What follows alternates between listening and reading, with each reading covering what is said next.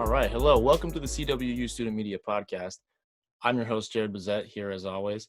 It's looking a little different than the last time we did a podcast. We started the podcast about a year ago, and we only got about 3 of them done before COVID struck.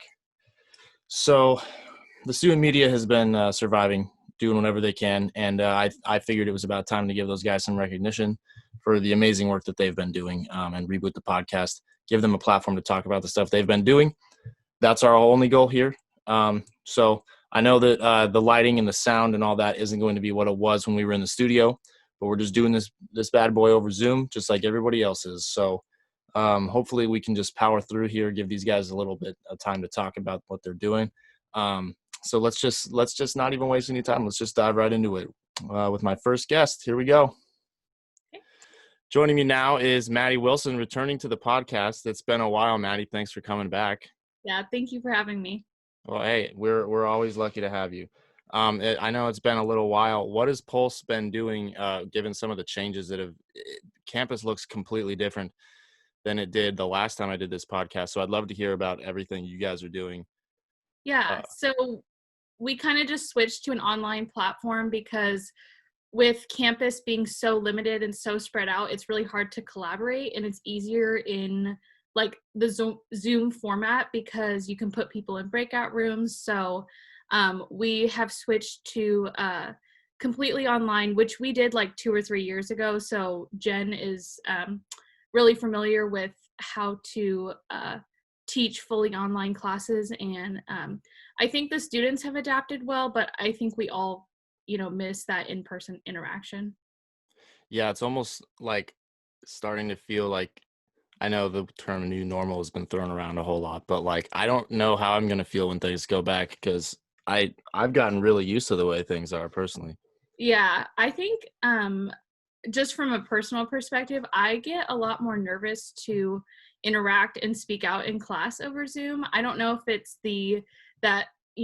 it's kind of hard when you're in a class of like 40 students and everyone is trying to respond to a question or trying to talk, and some people will raise their hand virtually and then some people will just start talking. And so I kind of miss, being in person because you can see the different like visual cues and like how to get your professor's attention and asking questions. I think it's definitely, like you said, a new normal, but it's a slow process to adjust. So hopefully professors and students can, continue working together to make Zoom work, because I know a lot of the professors struggled.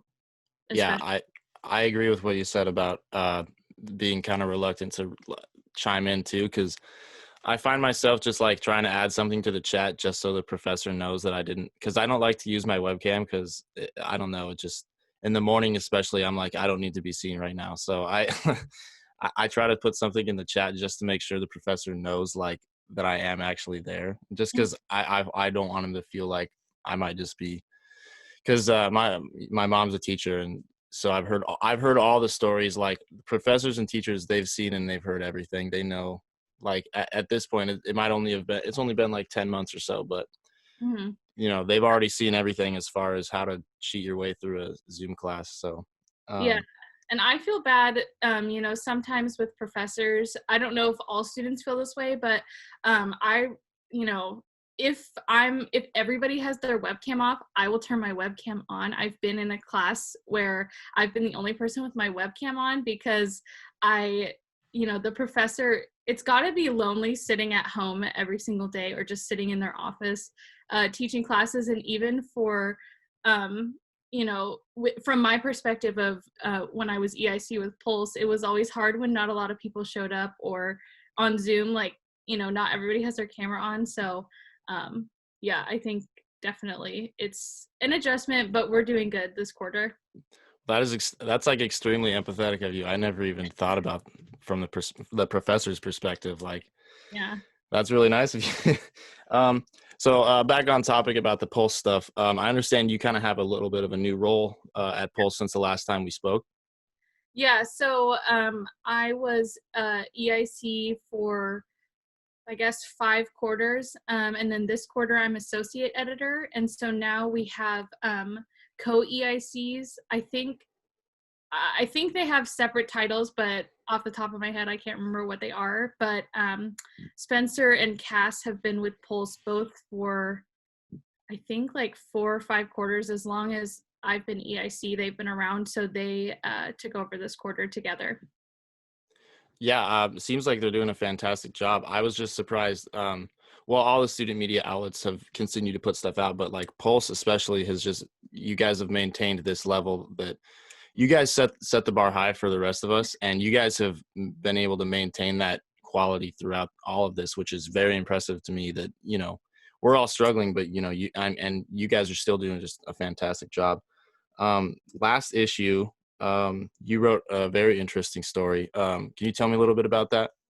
Yeah, so we have this, I don't know if you want to call it a section or type of story called a Pulse Perspective, and that's where one of our writers writes about something that is important to them, and they still do research and interview sources and put together this full story, but they also add in their own personal experience. So I wrote about the wildfires that was like, you know, a huge thing for the West Coast for I would say, you know, most of August, September, and even part of October, there was still fires in California. And so I am from California. All of my family's from California, and many of them have been affected by the wildfires and just experienced, like, you know, my grandparents were evacuated. So I wrote the story kind of from my perspective about just being tired of, you know, in my own opinion, being tired of people not caring about,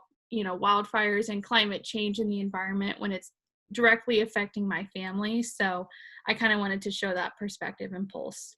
Yeah, I mean, that's really scary. I can't even, we in Washington, we've had a little bit of a taste of the, you know, what fires, the potential that they can really have, the level of damage they can really cause. But California is like the level that you guys have to face on a yearly basis is something that I think a lot of us can't even relate to. And I thought, yeah, that's an important piece, and people don't take it seriously enough. You're not wrong about that. Yeah. Um, Go ahead. sorry, is that issue still out? It's online, obviously, but is there physical copies still sitting out? Yeah, it's delivered on campus every week. Oh, they're still delivering the last Yeah, quarter's issue. so they'll deliver it until the next issue comes out, Oh, which okay. will be in like a month and a half or so. And yeah, I definitely recommend people pick that up. That story is, yeah, it's important. Yeah, and it's kind of like, I really liked how it all came together because I was able to interview people from like Olympia at, you know, the state offices. I was able to interview the fire chief in Kittitas County. There was just like a lot of really interesting sources, and during the interviews I got to kind of weave in, you know, some of my experiences and some of my family's experiences. So it was really nice to talk to people who understood, like, you know, the severity of what's happening. And I even interviewed someone from the Red Cross. So that was really an amazing interview to be able to do and just talk to her, because I don't know if people really know this, but because of COVID, it's a lot harder when people are displaced from wildfires to just go stay with family or go stay with friends, because then there's the risk of being infected from COVID. And so they have had to use other funds and put people up in hotels instead of, you know, if there's a huge wildfire in a town, you know, putting people in the high school gym or, you know, in a football, you know, field or whatever to contain people for a little while, or sending them to family. They can't really do that anymore because it poses such a high risk of people being infected. Yeah, I would imagine that they have, yeah, an entire new challenge, new obstacle to face when it Mm-hmm. comes to displaced people from wildfires like that. You know, there's so many of these things that, you know, we see the the umbrella grand scheme of this whole year and everything it's been, but every single aspect of our world has been impacted by this. And it's like every day you hear about something else that you're like, I never even thought about that. I never even thought about how we can't do that anymore. Yeah, I was so surprised when she told me that, and just told me about just how many challenges they're facing, and so many obviously everybody knows COVID has changed things, but there's so many things that just from, being able to interview people through Pulse that I've been able to, learn more about how all these different people are affected, and then also how people are overcoming things, because I think that's a really important message, is that everybody, like you said, like Pulse and other student media, we're still, doing our best to put out content and, kind of make the best with what we have and not focus on what we don't have anymore. Mm-hmm. That's what you got to do during these times. Mm-hmm. That's why we're doing a podcast on Zoom now. Like, it's, you got to do what you got to do. And, it took us a while, but it's better to pick up and keep going however you can, I think. Yeah, I agree. On that note, on Pulse and how they're handling this whole situation, I understand you guys are doing just one issue a quarter now, but it's going to be twice as long. Or did you do that last quarter as well?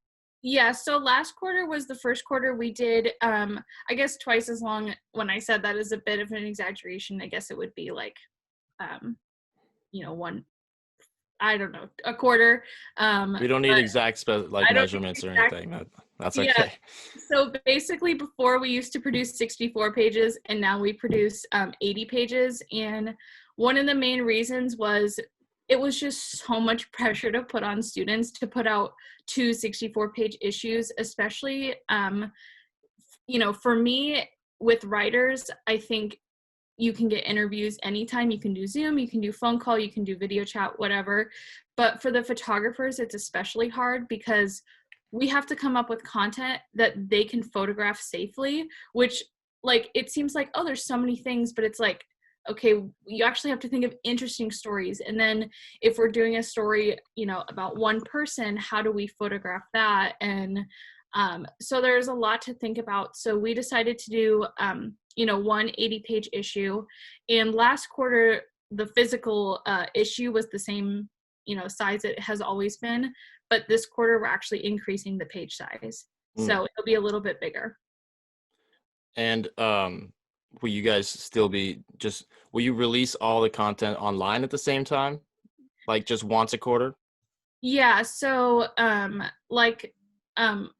it was kind of a trial and error last quarter because it was my last quarter as EAC, and it was the first quarter I've ever just done one full long issue. And so this quarter we kind of got to look at, what went well from last quarter, and then, what could we improve on. And so this quarter we are trying to do more online content. We've actually implemented it. I say we, but it was Spencer and Cass who really spearheaded, implementing the use of our writers and photographers in creating more online content. So I would say that, our usual, when we do our features and our videos and things like that are still going to come out when the issue comes out. But then we have more online content that after we get a lot of it generated this quarter, we're going to be able to kind of like throughout the weeks, I don't know what the, correct term would be, but we're going to be able to, kind of implement that content over time. So right now, I will say nothing new like this week or next week, but over the next, few months, definitely. Well, I'm looking forward to seeing what you guys are able to do. And, like I said, you guys have maintained a level of excellence that is very impressive to me. And Thank you. Is there anything you want to let people know before you get out of here? Yeah, I just wanted to talk a little bit more about like how we're choosing stories and how we're working with the photographers to kind of come up with how to photograph things, because every county has different restrictions and everywhere is different. So there's some people who are on the west side and then some people who are in Kittitas County, and as things change, there's different restrictions, but we had to be like very inventive with the stories we chose this quarter. So, and same thing with last quarter. And it's hard to think, but my last 3 issues of Pulse's EIC were all during the pandemic, because it started before spring quarter, and that was we put out 2 issues like normal spring quarter, and so I like keep forgetting that we've put out 4 issues already during the pandemic. So this is going to be our 5th one, and that's kind of insane. But Yeah, time, the concept of time isn't what it used to be. I don't think it doesn't feel, it feels long and it feels short at the same time. And yeah, I'm surprised to hear you guys have put out that many issues already yeah. since this has started. I mean, Well, what was nice was, so during spring quarter, a lot of our photographers were in Kittitas County, and Kittitas County moved really quickly through all the phases. So we were able to get to phase 3. I think we moved to phase 3 in like a month or 2 of the phases, all of that stuff starting. And so our photographers were able to go out on hikes. That was like our huge cover photo for one of our spring issues, was hiking. And then the other one was this student who has chronic illnesses, and her husband is a photographer and writer for Pulse. So we were able to get a cover shot because he lived with her. So it was like, pretty convenient. But I think now with newer restrictions, it's definitely hard on our photographers, especially. I think, designers and writers are able to adapt, but photographers really have to be able to work around all of the restrictions. And I think they've done a really, really, really fantastic job. And even the other student media outlets, it's like seeing the photos that they're getting, amid so many closures and so many restrictions on, you can't, like, we're doing less studio shoots because it's so hard. You can't have a lot of people in there. And if we want to shoot someone without a mask, they need to be at a certain distance. And it's really not super safe to do that in the studio right now. So I just wanted to say that I think everyone is adapting so well. And I am just excited to see all the content this quarter. As am I. I think, yeah, I couldn't agree more with everything you said. The photographers at Pulse are fantastic. They always have been. So it's no surprise that they're doing amazing right now. But yeah, the general student media has blown me away with, like, when this first happened, I thought we were just done, because I was like, how do you do this major remotely? This is like the last, like, there's a lot of, I'm not saying everyone else isn't struggling, but this is one of those majors that it's like, you can't do this remotely. Like, Yeah. that's not how this works. But we have, and everyone's done an amazing job, and Yeah. you guys included. So, and I've seen I don't know, I've seen online, I follow like a few of the other magazines and newspapers that we've met from conferences and things like that, and I've seen them, like, because some schools don't have it as a required class, they have it just as an option. So I've seen schools that like completely said, we're not doing a summer issue, or we're not doing a fall issue, because one, it's also always an issue of funding, but two, some places, like if you're a university in New York City, like your restrictions are probably way worse than they are in Ellensburg, Washington. So yeah, I think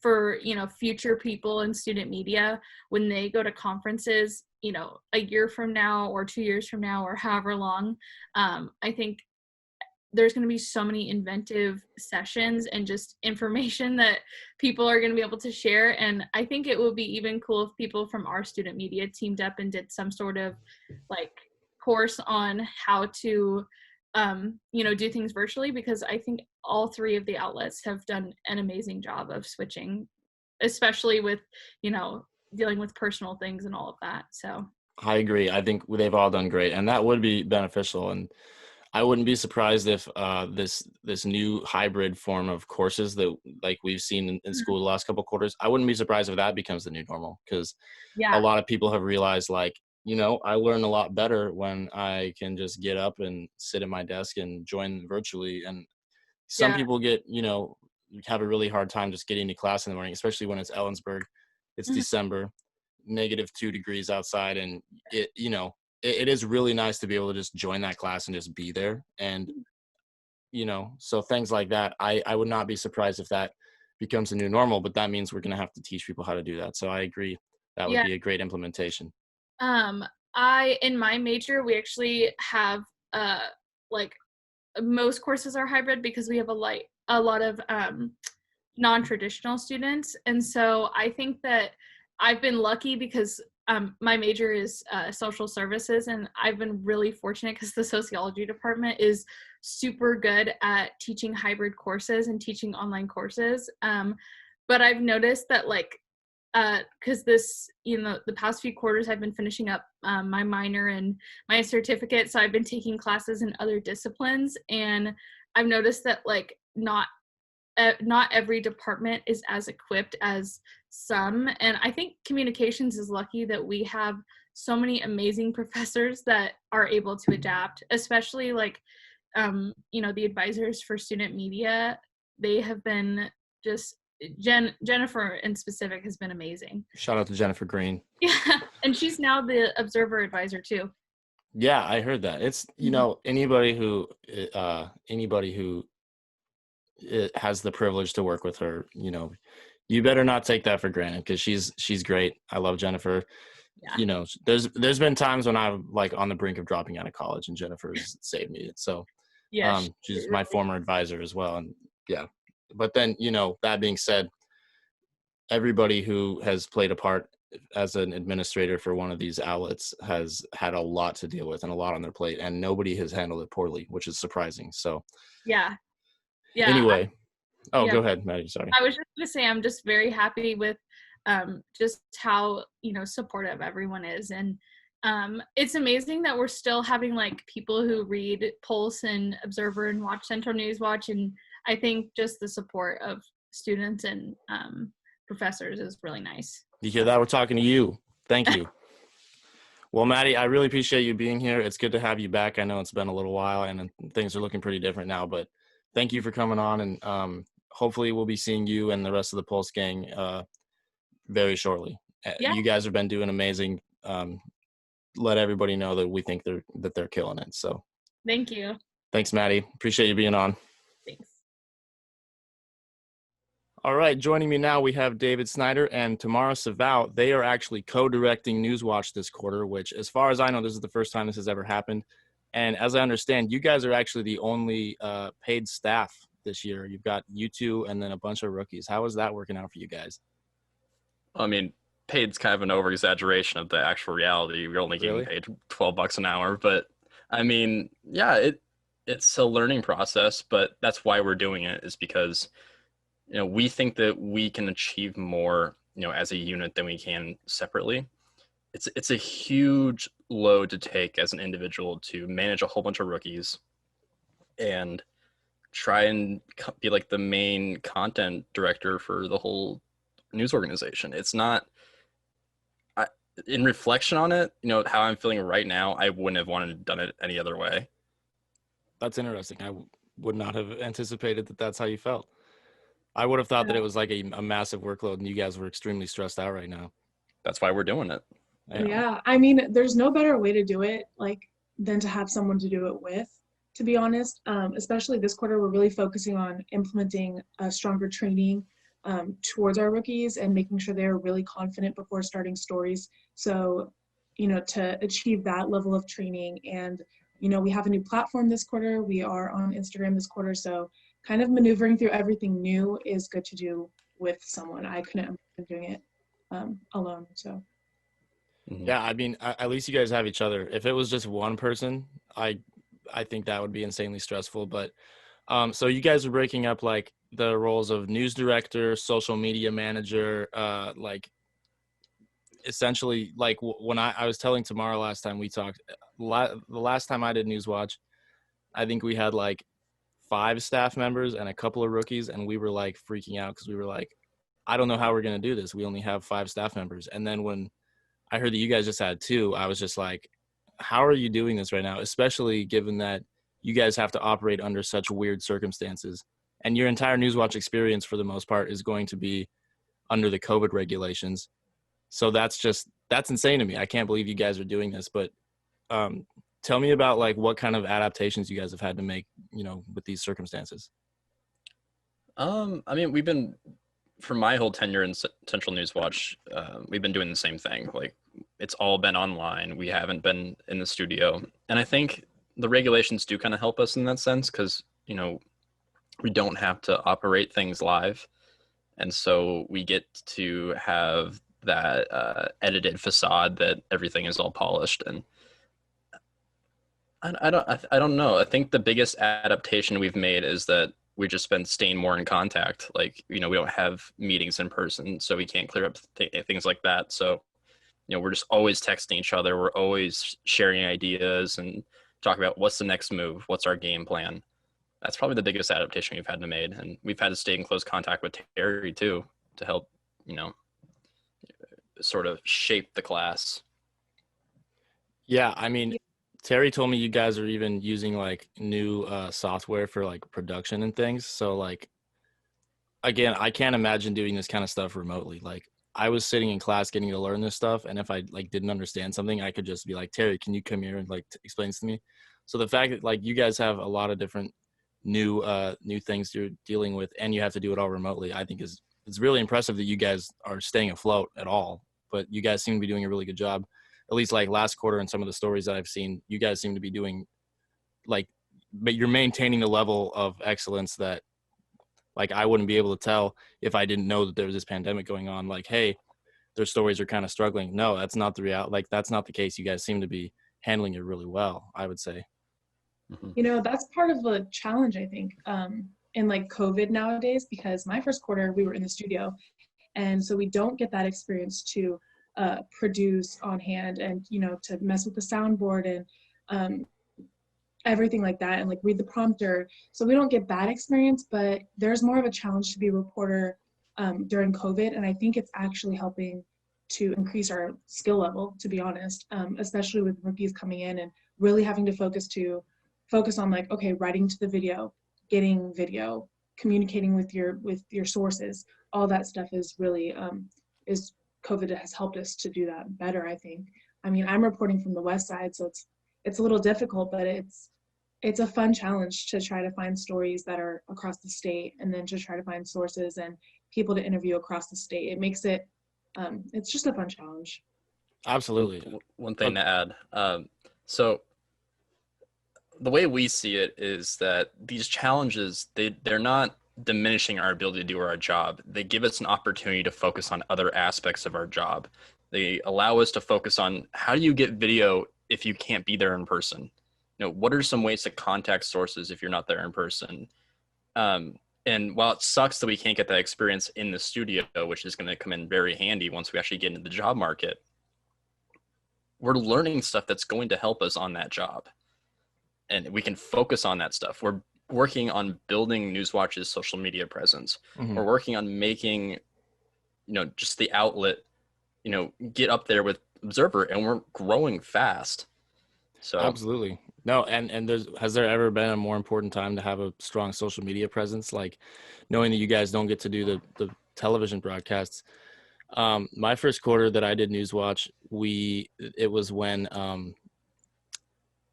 there was an officer killed in Kittitas County, and there was like a massive funeral on campus in Nicholson Pavilion. And that story, we were one of the only ones reporting it. So our social media presence like gained really massively, really suddenly. And I think that was 2018 maybe, or maybe at the beginning of 2019. And we realized, wow, like we're actually getting like 99% of our viewership from Facebook and other social media platforms. Nobody's really watching us on TV anymore. And like now that this has happened, like that's all you guys are getting. So the fact that you guys are like focusing primarily on getting your social media presence built up, I think is like the right move. And that's what news is now. That's what journalism is now. Like, people aren't turning on the TV as much anymore. They're seeing the headlines on social media, and they're scrolling, and that's how they get their news. So, that seems like the right move. And there's never really been a better time to make that your emphasis, I don't think. And I think that's the importance of really putting all your effort into the story that you do, because it may seem like little right now or just something to get a grade, but really like the police story, I remember that, and it skyrocketed our viewers and our likes. And so like doing a story like that, like any story you do could gain us even one viewer or one more like than we were before. So every reporter over time in the history of Central Newswatch is an asset to our team still to today. Thank you. I appreciate that. One thing that's important to acknowledge here is that we essentially own Kittitas County when it comes to television news production. Mm-hmm. We are the only news broadcasting outlet here in the county. That's right. What are we going to do with that? Are we just going to use this as like a school project, or are we going to actually use this to our advantage and build a following? Yeah. And that's when I tell people that I was a digital journalism major at Central. Well, I still am. But when I tell people that's what I do, you know, we live in a state where one of the major universities has the Edward R. Murrow College of Communications. That's Wazoo. One of the greatest journalists of all time went to Wazoo. So when you say you're going to be a journalist in the state, people are like, oh, you went to Central. But it's like, okay, I get to report to an entire county. Like these guys don't have that. Exactly. We have that. Yeah, and I got to do everything. What are we going to do with it? I got to produce, I got to anchor, I got to report, and I learned everything. And that's like, you know, when you're on the news team at Wazoo, again, no disrespect to those guys, like they have an amazing program, but like we have opportunities that because of our size of the school that we are in the town and the place that we live in, the people commenting on those things are not even students most of the time. At least when I was there, they're townspeople. Like this is where they get their news, which is just insane to be like a 21, 22-year-old giving like the entire county their news. That kind of pressure takes it to that level of, this isn't just a project I'm trying to get a grade for. I feel a level of responsibility for this now. Mm-hmm. And that's when Newswatch is so special, I think. We're trying to preach that to our new reporters. And the goals we set out were ambitious. And what we're starting to realize now is that, you know, it's kind of hard to motivate people who have no interest in what you're doing to produce that kind of content. Mm-hmm. But we're further along than we probably should be expecting. We have a couple of really good people who I think will turn into great reporters. So that's good. Before we get too off track, I want to talk about the new president situation, because I understand that's kind of what you guys are starting off your quarter reporting on. What can you guys tell me about, for anyone who doesn't know, James Gaudino, who's been the president for as long as I can remember, he announced that he was going to step down in early 2020, and it is getting to the point where they have selected a new president, and you guys have gotten a little bit of a chance to see what he's like. Can you tell me what that's all about? Yeah, I was like, who's gonna talk? Yeah, he's super nice. We just actually got off a press conference call with him where David and I were able to ask him questions with other media outlet representatives. Like David said earlier, very well spoken, very relatable. I feel like one of his biggest goals is to come to Central and really get to know the people, get to know the area. He's from out of state, so coming to a small town, back to a small town, is going to be exciting for him. Is what I took away from it. He's really excited to get to know everyone and get started right away. Mm-hmm. He's coming from University of Northern Iowa, which is small enrollment goes, but they have Division I football programs. They have, all the amenities that a big time college would have. And so, he's leaving a pretty big position there to come here. And I think there's something that's really interesting about that. Like, he really wants to cultivate something here. Well, and that's good. Yeah. Sorry to cut you off. No problem. I think it's interesting. I think that he definitely knows what he's doing, and not saying that Gaudino didn't know what he was doing, but it definitely seems like there's an actual plan laid out that is really inclusive to every branch of the university. Yeah, the size of the university grew a lot under Gaudino, and my sister went to Central before I did. I think she started in 2007, and even then it was like not half of what it is now. It's just exploded as far as the kind of programs we have. Like, since my sister started, I think there's like 7 new major buildings on campus or something like that. Like, it's insane. So we did see a lot of growth under Gaudino, but I would like to see more. Like, we're becoming one of the major universities of the state, I would say. Mm-hmm. And I like the small town, small school thing because, like, I don't tell a lot of people this, but Ellensburg was the biggest town I ever lived in. So I kind of chose Central because I was terrified of like living in a city. So I like that aspect of it. But to see the school just exploding into this like large, well-respected, and then even our sports programs, like, you know, the rugby team consistently like destroying D1 schools and stuff like that. Like the kinds of growth that we saw under Gaudino was good, but I hope that we can continue to see that expansion because there's a lot of potential there. Mm-hmm. You're from the Soap Lake area, right? Yep, Soap Lake, Washington. Okay, baby. yeah. Oh, yeah. That's right outside of Freda. Yeah, Freda right outside Soap Lake, you know, depending on who you Dust ask. Bowl of Washington, yeah. Yeah, we called it the dish, the soap dish, but everyone just kind of called it the dish. That was a little after my time, though. Anyways, well, yeah, I think the new president thing is very exciting. He's planning on taking over. Is Gaudino going to do through spring quarter? I know he wanted to, like, he's a tenured comm professor, so I know he kind of wanted, last time I heard, to step into the comm department. I think he is going back to the comm department. Is that in spring, or is that going to be like next year? So the tentative start date for the new president is the end of this year, of this academic school year. I think they're trying to get him to start a little bit earlier, but I know he's trying to finish out his class right now where he's at and send them off to graduation and then come over here. Cool. So he's just kind of shadowing Gaudino, seeing, you know, getting the ropes shown to him and whatnot. Cool. Yeah. Excellent. Yeah.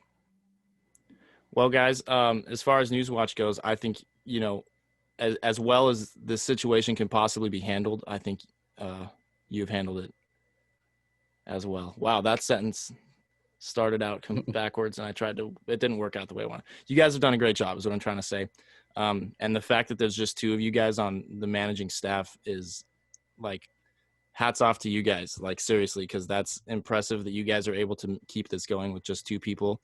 And I know that you guys are a smaller unit this year, but, you know, you guys have adapted in a way that I think is just very impressive. I can't say it enough. So if you guys want to shout out some of your social media or anything like that, go ahead.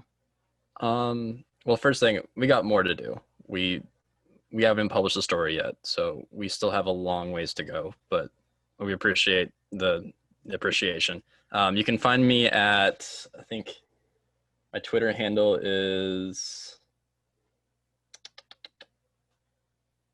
sorry, here, drop yours tomorrow. I'm gonna find mine real quick.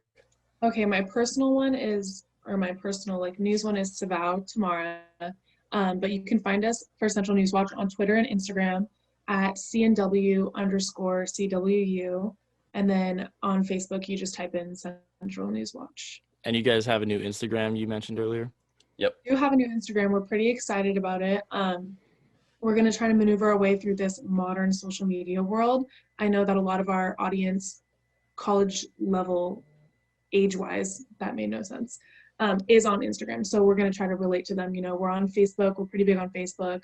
We're on Twitter. Don't get a lot of action on Twitter. So we're like, let's try Instagram. And we already skyrocketed past our followers amount on Twitter. So that's awesome. And yeah. Also, if you're watching this on YouTube right now, you're probably on the Central Newswatch YouTube page. So you've already found that, viewers. Is there anything else you guys want to leave us with before you get out of here? Okay, you can find me at under all lowercase dsnyder_CNW. That's my personal Twitter account. Following you right now.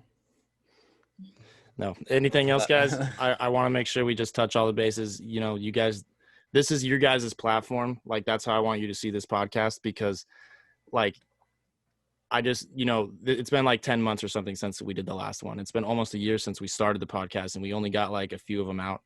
And I kind of wish it was going this whole time so we could watch the process.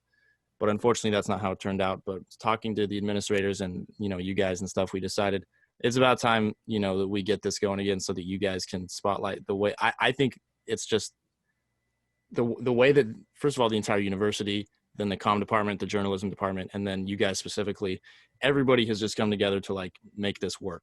And I was convinced like the whole school was just going to shut down for a while there. So like the fact that over just less than a year, we've like come so far and created this new way of doing things is just insanely impressive to me. So I want this to be like a platform for you guys to, you know, share how you've done that, and also share what you guys have coming out, because, you know, you're still pushing content, and that's awesome. The fact that we're still doing that. There's a lot of people who aren't.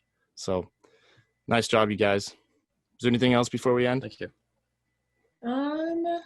I think that's it. I think just like if our new reporters are watching this, like shout out to you guys just for being like amazing and sticking with David and I. Terry, our advisor, is great. And then of course, shout out to David for being like the other half of my brain. But yeah. Awesome. Well, hey, keep up the good work, you guys. I'm again insanely impressed that you guys are doing this, just the two of you in charge of everything. So yeah, any way that we can help out over on the podcast side, just let us know. Thank you guys for being here. I appreciate it. All right. I'm here with Mitchell Roland. Mitchell is the new editor-in-chief at Observer. Sorry, not new, but new as of since we've been doing this podcast. Is this your first quarter at editor-in-chief? Second quarter. So I started in the fall. And you're also doing Newswatch. Yeah, so it's going to be a really busy quarter. So I'm a reporter on Newswatch this quarter. So what's it like? I've never done Observer and Newswatch at the same time, and I feel like there's a lot of people doing that now. What's your experience? I know it's kind of new, but what's your experience so far on reporting for both the broadcast side of it and being editor-in-chief for the print side of it? Yeah, so there's a lot of crossover this quarter. So I'm on Newswatch. Our sports editor is on Newswatch, and the head of Newswatch is actually one of my reporters this quarter. So there's a lot of just crossover between the two staffs, just the way it worked out. So it's definitely interesting. I mean, it's going to be a challenge, I know, because like I still have to get my work done over there and like do all my interviews. And then I have to be able to cover just breaking things like that happen, like get a story up as quickly as possible. So Central just named a new president this morning. I had to attend, I wrote a brief as soon as they announced it. I attended his press conference this morning. His introduction this morning as well. So it's just a lot of work and figuring out how you can manage both doing interviews for Newswatch while also trying to get your work done for the newspaper. I also have a staff of 11 people that I'm in charge of. There's 15 or 18 reporters. So I have a big staff I need to manage. So even just beyond the journalism side, there's that managing time and making sure if one of my graphic designers has a question or a photographer has a question or there's an issue with a story at the Observer, I have to be there to answer those questions. So it creates long days of just always being available, sending texts at 9, 10 at night, just trying to get back to people when I can. So it's just really trying to figure out how I can manage my time as effectively as possible so I can do all these things that people expect of me, both at Newswatch but then leading the Observer. Yeah, I mean, absolutely. Time management is essential when you're juggling these kind of responsibilities. And I like to see the coordination between the outlets. Like when I started this podcast, the idea was I didn't feel like the different media outlets were working together very well. I felt like there was some distance and almost competition. And I wanted to have I wanted to bridge that gap. And I thought if we could all meet once a week and discuss everything together, it might help. And now it seems like we've got people that are doing multiple different media excuse me, Observer, Pulse, Newswatch at the same time, and I love to see that because that's the whole reason I started this podcast, was to get people to work together. And there's not a better time than now. Yeah, at the end of the day, we're all CWU students, we're all trying to grow as journalists, we're all trying to be better. I think that there should be some sibling rivalry. I think that's really helpful. Mm-hmm. But at the end of the day, what I'm doing is going to be different than what Pulse is doing. What Pulse is doing is going to be different than what Central Newswatch is doing. What Central Newswatch is doing is different than what I'm doing. We're all kind of focused on different areas. Mm-hmm. A story that's great for the Observer might not have great visuals and might not be a great story for Central Newswatch. A story that Pulse is doing, where they can take a quarter to dive deep into an issue, that's great for them because they have that time and flexibility. But when you're trying to get a issue out every single week and you're just that's your daily grind, it doesn't really fit for us. So I think we all have our own separate niche areas to cover, and we're all doing something slightly different. But then again, we can always just collaborate and kind of work together. So I think that civil rivalry is helpful, but at the end of the day, we all are students working together. Yeah, I agree. It can be a tool of motivation if you allow it to be. You mentioned earlier the new CWU president. Were you earlier on that conference call? I know Tamara and David were talking to him earlier. Did you get a chance to speak with him at all? Yeah, so I was able to ask him a couple of questions during the introductory conference. I'm going to dive more into it, like do more background research into him like over the weekend, just because he was announced like 3 or 4 hours ago at this point. Mm-hmm. Initial reaction, he seemed like a nice enough guy, good fit for the university. I do have some questions about his background just because he's coming from Northern Iowa, which is a predominantly Caucasian university, like up to 82% Caucasian. Mm-hmm. So how that's going to fit to a school like Central in a community like Eastern Washington that has a lot larger like ethnic population, people of different backgrounds, that type of thing. I think that could be an interesting like long-term thing to look at. But yeah, my initial reaction, he seemed like a nice enough guy, cool fit or good fit. Yeah, absolutely. Yeah, with Central, they're not shy to let people know that they're at least last year. The last time I looked into it, the most diverse university in Washington, and they're not shy of letting people know about that. So that is definitely something that we should take into account when hiring a new president. But I think, yeah, probably next week when we have a little bit more information, we'll probably dive into more stuff about the president. But it's all brand new. I'm glad that the initial reactions seem positive. But yeah, anyway, so in regards to the way Observer specifically, but also Newswatch, because I know you're now in Newswatch as well. In regards to the way that they have had to adapt for just this new type of reporting that we're having to do as student journalists, can you speak on that at all? I know you were the editor-in-chief now in 2 different quarters that are under like the COVID, regulations and things.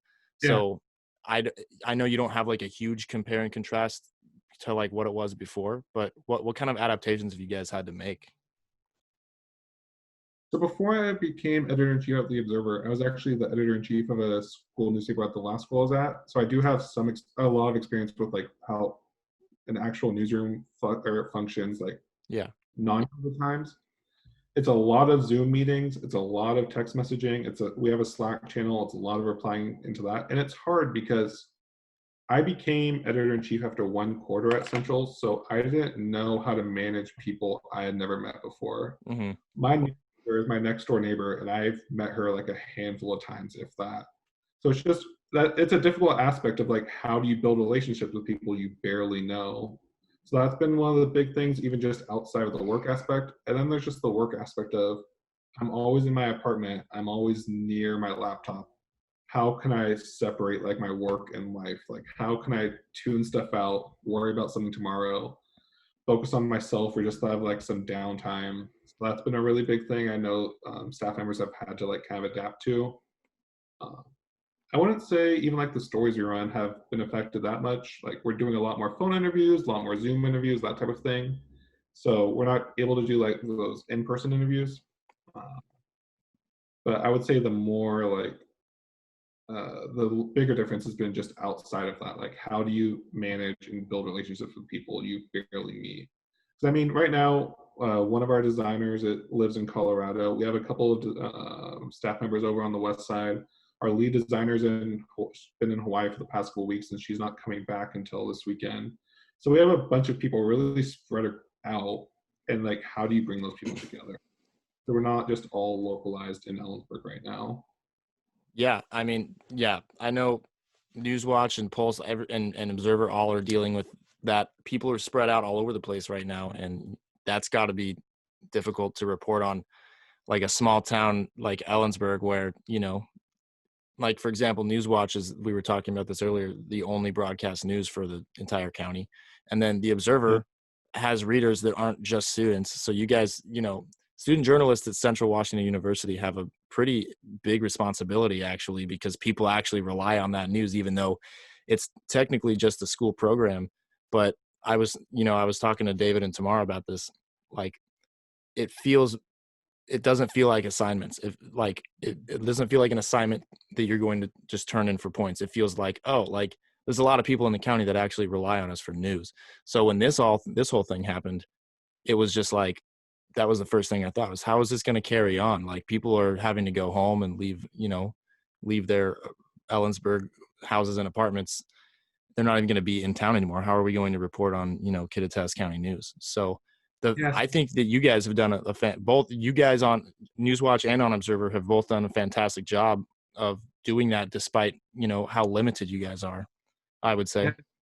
Yeah, like when I write an essay, like I'm going to see it, the professor's going to see it, but that's about it. So when we're writing for our website or we're writing for the newspaper, like a lot of people, a lot of staff, faculty, students, people in the community, like rely on that information. That's where they get their news about not only the school, but just Ellensburg in general. So that's why I felt like it was really important for me to actually live in Ellensburg while I was editor-in-chief. So like I moved here last September. It was my first time living in Ellensburg. And I could probably do most of my job responsibilities just from my parents' house back on the west side.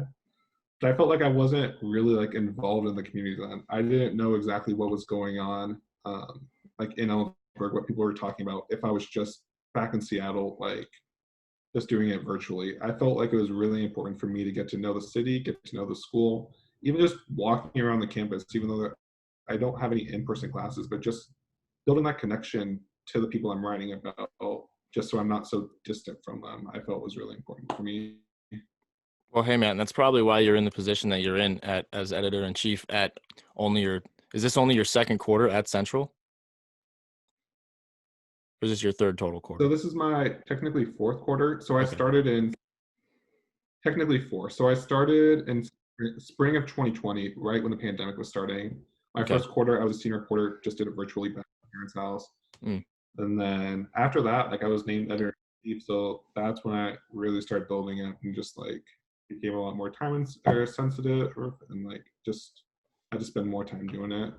Yeah. Well, that above and beyond attitude that, it would have been easy to just say, I'm just going to kind of coast right now. But the fact that you found that important to live there and do that, that's going to make the difference in how good our content is. And that's probably why you're in the position. And, so I thank you. And the people of Ellensburg and the students of Central thank you, because, we need this kind of student journalism, especially in our town. Like we were talking about this earlier, but just how important it is, like specifically to our school. The student journalists are the journalists for the whole community. And we have the Daily Record who does good work, but people read us, people listen to us, people, they kind of need us. So I think that, having guys like you out there is very important, man. So thank you for what you've done. And I understand that everybody's having to make sacrifices right now just to do what we used to consider like the minimum.